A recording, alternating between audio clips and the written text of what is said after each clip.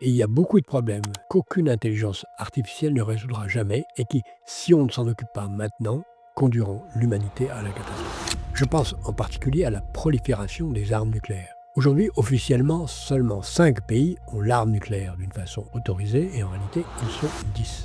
Et si on continue comme ça, on aura bientôt d'autres pays. Pourquoi? Si les États-Unis ne protègent plus la Corée du Sud, le Japon, Taïwan, il ne sera pas impossible que ces pays se diront bientôt « Il faut que, face à la Corée du Nord, nous nous dotions de l'arme nucléaire aussi pour les Coréens du Sud et pour les Japonais qui sont sous la menace des armes nucléaires de la Corée du Nord. Et pour Taïwan, qui est sous la menace de la Chine continentale. Mais alors, si la Corée du Sud, le Japon et Taïwan ont l'arme nucléaire, l'Indonésie voudra l'avoir. Et si l'Indonésie l'a, le pays plus au sud qui se sent toujours menacé, l'Australie, voudra l'avoir. Et si l'Australie l'a, comment pourra-t-on dire à ceux qui la veulent ailleurs qu'ils ne pourront pas l'avoir? Comment pourra-t-on empêcher l'Iran, qui est au bord de l'avoir? Et si l'Iran l'a, comment pourra-t-on empêcher les grandes puissances des pays du Golfe de l'avoir? Et si les grandes puissances des pays du Golfe l'ont, comment empêcher l'Afrique du Sud, qui a failli l'avoir, de retourner vers sa puissance nucléaire? Et alors à ce moment-là, on verra le Brésil se doter d'une arme qu'il a failli aussi avoir dans le passé.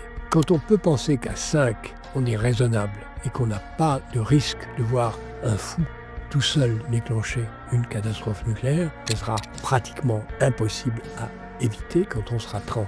À 30 pays nucléaires, la probabilité d'une guerre nucléaire devient pratiquement certaine. Il est donc essentiel aujourd'hui de s'occuper de cela. Ça suppose une négociation, des traités qu'aucune intelligence artificielle ne pourra régler toute seule. La clé dépend de la diplomatie humaine qui seule peut conduire cela.